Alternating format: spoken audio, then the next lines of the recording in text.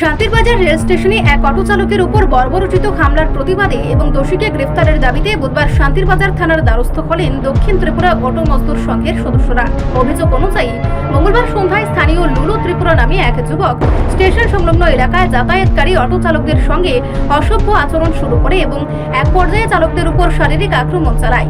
এই ঘটনার প্রতিবাদে বুধবার সকাল থেকে স্টেশনে অটো চলাচল অনির্দিষ্টকালের জন্য বন্ধ করে দেন ক্ষুব্ধ চালকরা। অটো ধর্মঘটের ফলে রেল স্টেশনে আগত যাত্রীরা চরম ভোগান্তির শিকার হচ্ছেন। এদিন দুপুরে অটো মজদুর সংঘের পক্ষ থেকে থানায় একটি লিখিত অভিযোগ দায়ের করা হয় এবং পুলিশকে 24 ঘন্টার চরমপত্র দেওয়া হয়। চালকদের হুঁশিয়ারি, আগামী 24 ঘন্টার মধ্যে অভিযুক্ত লুলু ত্রিপুরাকে আটক করে দৃষ্টান্তমূলক শাস্তি না দিলে তারা আরো বৃহত্তর আন্দোলনে সামিল হবেন।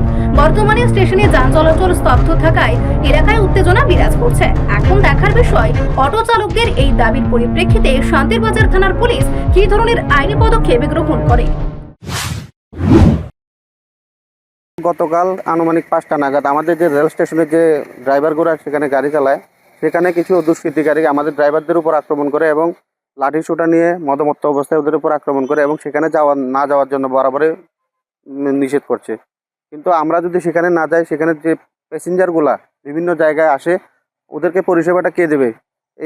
এইটা শুধু কালকে নয়, এর আগে ওই বিষয়টা নিয়ে অনেকবার আমাদের সাথে বিভিন্ন ঘটনা হয়েছে, কিন্তু আমরা পুলিশের দ্বারস্থ হইনি। কিন্তু গতকাল যেভাবে ওরা আমাদের ড্রাইভারের উপর হাত উঠিয়েছে, তাতে আমরা আমাদের ড্রাইভার ভাইরা ভীষণ আতঙ্কে আছে যে ওদের উপর কোনো না কোনো কিছু হয়। তাই জন্য আজকে আমরা পুলিশ থানার দ্বারস্থ হলাম এবং ওরা বরাবরই আমাদেরকে হুমকি দেয়, আমরা নাকি জেনারেলের লোক, আমরা এডিসিতে যেতে পারবো না, এই বলে বরাবরই আমাদেরকে হুমকি দেয়।